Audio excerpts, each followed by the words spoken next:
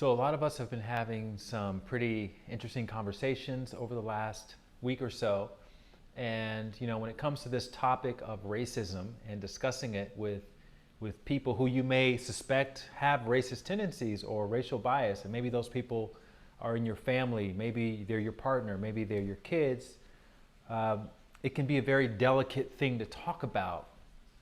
And one tip that can help with having more productive and fruitful conversations is to take a moment and just talk about the concept of racism itself. Because you'd be surprised how, A, nobody considers himself to be racist, B, people have different definitions for what that word actually means and how it's actually expressed.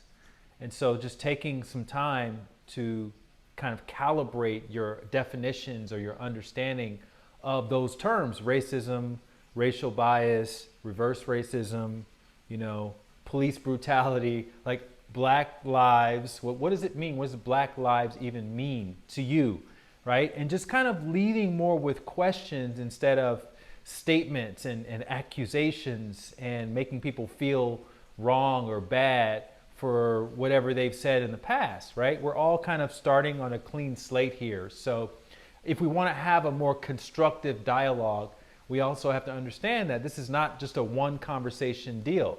This is multiple conversations. It may take a couple months, may take 6 months.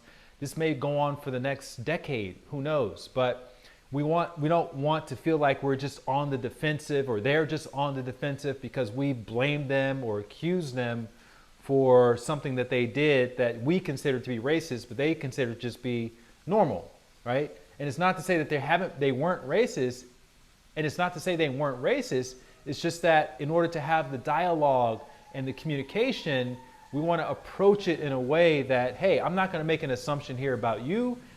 You don't make hey, I'm not going to make an assumption about you. I don't want you making assumptions about me. Let's just talk and let's just dialogue and let's just see how we're thinking about these different things. And then from there, you can speak their language and they'll have an easier time speaking your language, and they'll feel seen and heard because you took that time to calibrate your definitions. So for whatever that's worth, use that in your dialogue, and please feel free to share this message, and I'll see you tomorrow. Thank you for watching. I add new videos daily, so make sure you click to subscribe so you don't miss out. And if you want to see the next insight, just click on over to the right. You can also follow me on Instagram @LightWatkins, and I look forward to seeing you next time.